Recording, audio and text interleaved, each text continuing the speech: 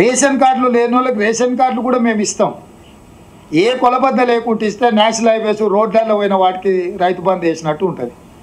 మనం మీరు చూసిండ్రు పేపర్లలో టీవీలలో. ఇప్పటి వరకు రైతు బంధు అనర్హులకు 22,000 కోట్ల రూపాయలు ఇచ్చిందని ఒక అంచనా వచ్చింది. 22,000 కోట్లు అనేది దేన్ని అంటారు ప్రభాకర్? అంటే అసలు లేఅవుట్లు అయిపోయి ఇండ్లు కట్టుకున్న కాలనీలకు, రోడ్లకు పోయిన భూములకు, గుట్టలకు, రాళ్లకు, రప్పలకు బుద్ధి జ్ఞానం లేకుంటే ఎట్లా పడితే ఎడా పెడా వేస్తే ఈ 5-6 ఏళ్ళలోనే 22,000 కోట్లు అనర్హులకు వచ్చినాయని చెప్పి నిన్నమన్నే పత్రికలలో నేను చదివిన. సో అందుకోసమనే నిజమైన లబ్ధిదారులకే సంక్షేమ పథకం చేరాలని, చెందాలని, అందుకే ప్రజాపాలన పేరు మీద గ్రామ సభలు పెట్టి వాళ్ళతో అప్లికేషన్లు తీసుకొని ఆ అప్లికేషన్లను స్క్రూటినీ చేసి వాళ్ళందరిని కూడా క్రోడీకరించి ఈరోజు సిలిండర్ విధానం కానీ లేకపోతే 200 యూనిట్ల ఉచిత విద్యుత్ విషయంలో గృహ వినియోగానికి కానీ ఒక పారదర్శకంగా ముందుకెళ్తున్నాము. మేము చేస్తున్న ప్రయత్నం బాధ్యతాయుతంగా మేము వ్యవహరిస్తున్నాము. బాధ్యతారహితంగా ఎట్లా పడితే అట్లా ఎడాపెడా ఏదో చేసి చేతులు గాలినాక ఆకులు పట్టుకున్నారన్న విధానానికి స్వస్తి చెప్పదలుచుకున్నాము. ఇది నిరంతర ప్రక్రియ. రేపు లాంచ్ చేసినప్పుడు ఇచ్చిన వాళ్ళకే ఇక అయిపోయింది, ఆ తర్వాత ఇయ్యమని కాదు. ఎవరికి వాళ్ళు రాని వాళ్ళు మళ్ళీ మండల కార్యాలయాలకు వెళ్ళి వాళ్ళ అర్హత ఉన్నవాళ్ళు అక్కడికి వెళ్ళి ఇచ్చి వాళ్ళు సవరించుకొని తక్షణమే అది పొందొచ్చు.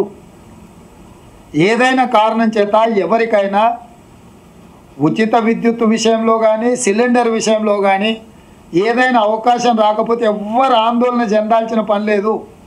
మండల కేంద్రంలో ఉండే ప్రభుత్వ అధికారిని కలిసి వాళ్ళ ఆధార్ కార్డు, వాళ్ళ రేషన్ కార్డు చూపించి ఇది మా కరెంటు మీటర్ నెంబరు లేకపోతే మా గ్యాస్ కనెక్షన్ నెంబర్, ఇది మమ్మల్ని లిస్టులో చేర్చండి అంటే అక్కడికక్కడ హెల్ప్ డెస్క్ పెట్టేసి అక్కడికక్కడ పరిష్కరిస్తాము.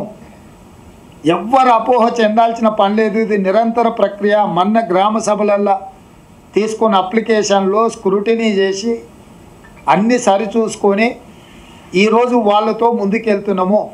రేపు ఏదైనా ఎవరికైనా అవకాశం రాకపోతే అక్కడ మండల కేంద్రంలో ఉండే అధికారులను కలిస్తే తక్షణమే వాళ్ళను కలిస్తే ఎవరైతే మన ప్రజాపాలన అధికారులు మండలాధికారులుగా పోయినరో వాళ్ళకు ఆల్రెడీ పవర్ డెలిగేట్ చేసినాం. ఎవరు వచ్చినా ఎంబడే కరెక్షన్ చేసేసి కొత్తగా లబ్ధిదారులను కూడా పొందుపరచండి అని. ఒక్కసారి లబ్ధిదారులను నిర్ణయిస్తే ఇక మళ్ళా అందులో ఎంట్రీకి స్థానం లేదనే విధానం లేదు. విస్పష్టంగా మీ ద్వారా తెలంగాణ సమాజానికి నేను చెప్పదలుచుకున్నా, ఎవరిదైనా ఏదైనా కారణం చేత 500 రూపాయల సిలిండర్ విషయంలో కానీ 200 యూనిట్ల గృహ వినియోగానికి ఉచిత విద్యుత్ విషయంలో కానీ ఏదైనా అవకాశం రాకపోతే మండల అధికారి దగ్గరికి వెళ్ళి మన ప్రజాపాలన విషయంలో ఎవరైతే అధికారులు మీ గ్రామానికి వచ్చారో మండలాధికారులు, మండల స్థాయి ఎంఆర్ఓ కానీ ఎంపీడీఓ కానీ వాళ్ళ దగ్గరికి వెళ్ళి మీ వివరాలు ఇచ్చి ఎంబడే కంప్యూటర్లో మీరు వాటిని సరిదిద్దుకోవచ్చు. మీరు అన్నట్టుగా ఒకవేళ ఊరికే వదిలేస్తే జూబ్లీహిల్స్లో ఉన్న వాళ్ళు కూడా వస్తారు. ఏమంటారా మీరు చెప్పు ప్రభాకర్? కోట్లాది రూపాయల ఆదాయం ఉన్న వాళ్ళకు, విలాసవంతమైన జీవితం గడపడానికి ఫామ్ హౌజులు కట్టుకున్న వాళ్ళకు కూడా ఏమంటారా?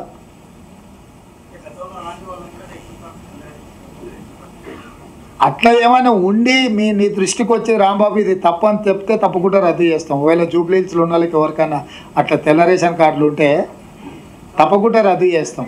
ఎవరున్నా 500 రూపాయలకు సిలిండర్ ఇస్తాం. ఆ పైన ఏ గ్యాప్ ఉంటుందో ఆ గ్యాప్ ఫిల్ చేస్తాం. మేము అప్పులు తెచ్చి ఆస్తి సృష్టించినాం అన్నారు. మిషన్ భగీరథ సృష్టించింది, అది ఆస్త. కాళేశ్వరం కట్టిండి, అది ఆస్త. ఏదైనా అప్పు తెచ్చినప్పుడు పెట్టుబడి పెట్టి ఆ పెట్టుబడి ద్వారా ఆదాయాన్ని వచ్చి మళ్ళీ తిరిగి అప్పు కట్టాలి.